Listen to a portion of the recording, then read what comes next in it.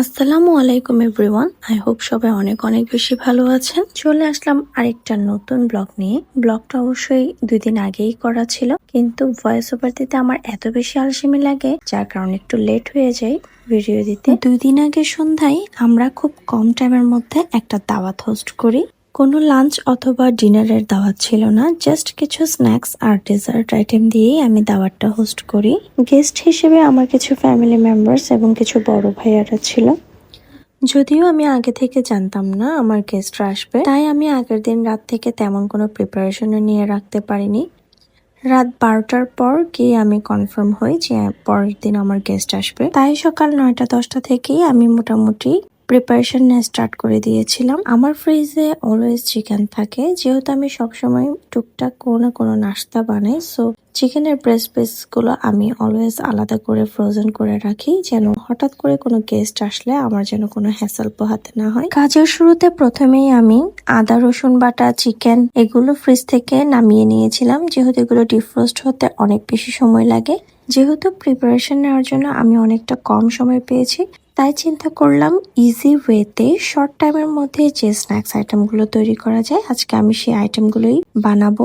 এরপর চিন্তা করলাম ফ্রাই করা আইটেমগুলো আমি আগে ম্যারিনেট করে নিই। যেহেতু আমার অনেক নাস্তা বানাতে হবে, তাই ম্যারিনেট করে রাখলে ততক্ষণে মশলাগুলো চিকেন এবং প্রনের মধ্যে ঢুকবে এবং ফ্লেভারগুলো খুব বেশি স্ট্রং হবে। আর শর্ট টাইমের মধ্যে পিৎজা তৈরি করা আমার কাছে খুব বেশি ইজি মনে হয়, তাই ভরপুর চিকেন এবং চিজে ভরা একটা পিৎজা তৈরি করব।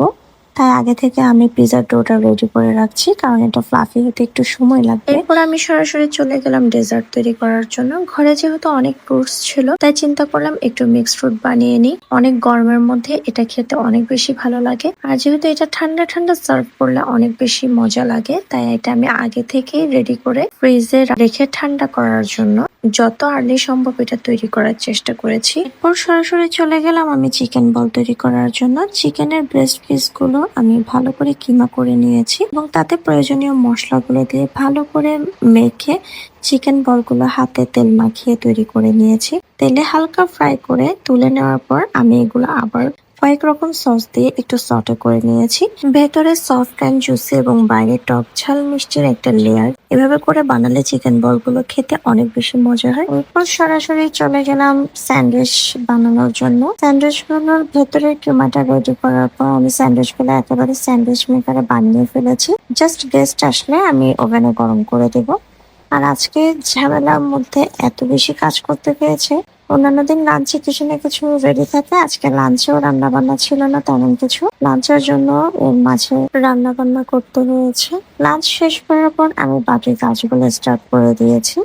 আমি চিকেন গুলো ফ্রাই করে নিয়েছিলাম, যেটা ক্লিপ আসলে নেওয়া হয়নি। যতই চিন্তা করি সুন্দরভাবে ভিডিও করবো, কিন্তু গেস্ট আসলে এত তাড়াহুড়োর মধ্যে থাকি পারফেক্টলি সবকিছু ক্লিপ নেওয়া পসিবল হয় না। তারপরে এরই মাঝে আমার মেয়ে মিশমা আমাকে ভিডিও করতে খুব বেশি হেল্প করে।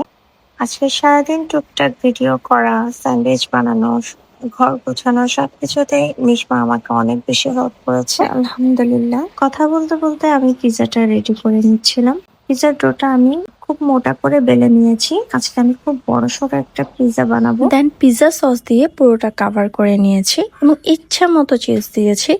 আজকে আমার ইচ্ছে করছিল খুব বেশি চিজ দিয়ে পিৎজাটা তৈরি করার জন্য, আর চিকেনটা একদম ভরপুর করে দিয়েছি। ক্যাপসিকাম দেওয়ার পর আবার উপরে আরো এক লেয়ার চিজ দিয়ে দিলাম। সবশেষে একটা সুন্দর ফ্লেভারের জন্য আমি কিছুটা অরিগ্যানো দিয়ে দিয়েছি। ওভেনে বেক করে নিব। আর বেক করার পর জাস্ট লুকটা দেখেন কত বেশি পারফেক্ট হয়েছে পিৎজাটা। পিৎজার বান এবং পিৎজার টেস্ট সবকিছু একদম পারফেক্ট হয়েছে। কোনো অংশে কিন্তু এটার টেস্ট রেস্টুরেন্টের থেকে কম না। এখন আগে থেকে যে প্রনগুলো আমি ম্যারিনেট করে রেখেছিলাম সেগুলো এখন ফ্রাই করার জন্য প্রিপারেশন নিয়ে নিচ্ছি। প্রনটা একদম ক্রিসপি হবে। আজকে যতগুলো নাস্তা তৈরি করেছি সবগুলোই খুব মজা হয়েছে, কিন্তু প্রনের এই আইটেমটা খুব বেশি মজা হয়েছে। সবাই খেয়ে তো অনেক বেশি প্রশংসা করছিল। যেহেতু আমি এখানে প্রন ফ্রাই আর চিকেন ফ্রাই রেখেছি, তাই চিন্তা করলাম পাশাপাশি একটু থাই স্যুপ করে নিলে অনেক বেশি মজা হবে। তাই খুব সিম্পল ভাবে আমি আজকের স্যুপটা রান্না করে নিয়েছি। গেস্ট আসার আগেই আমার মোটামুটি সব কাজ কমপ্লিট হয়ে গিয়েছে। গেস্ট আসার পর আমরা কিছুক্ষণ গল্প করে তারপর আমি নাস্তা রেডি করা শুরু করে দিলাম। নাস্তা রেডি করার সময় চিন্তা করছিলাম আজকে সবগুলো আইটেম খুব সুন্দর করে ছবি তুলবো, সবগুলোর খুব সুন্দর করে ভিডিও বানাবো, কিন্তু গেস্ট আসলে সবকিছু এত তাড়াহুড়ার মধ্যে করা হয় যে সুন্দরভাবে ভিডিও ছবি কোনোটাই তোলা হয় না। তারপর যতটুকু সম্ভব মিশমা এগুলো ভিডিও করেছে। আমি যেহেতু অনেক তাড়াহুড়ার মধ্যে ছিলাম, সবকিছু কাজ আমাকেই সামলাতে হচ্ছে, সো আমি তখন মোবাইল নিয়ে ভিডিও বা ছবি তোলার কোনো সুযোগই পাচ্ছিলাম না। আমার ফুল ফোকাসটা থাকে হচ্ছে ফুড সার্ভিং এর ব্যাপারটাতে। আমি সারাদিন যতই পরিশ্রম করি না কেন, দিন শেষে গিয়ে যদি ফুডগুলো সুন্দরভাবে সার্ভ করতে না পারি তাহলে আমার একদমই শান্তি লাগে না। মনে হয় সারাদিনের কষ্টটা একদম বৃথা হয়ে গেল। খাবারগুলো সার্ভ করার পর সবাই মিলে খুব ভরপুর খাওয়া দাওয়া এবং অনেক মজা আনন্দ করলাম। সবাইকে অসংখ্য অসংখ্য ধন্যবাদ এতক্ষণ আমার বক বক শোনার জন্য এবং আমার ভিডিওটা দেখার জন্য। So that is for today's blog. Take care, by.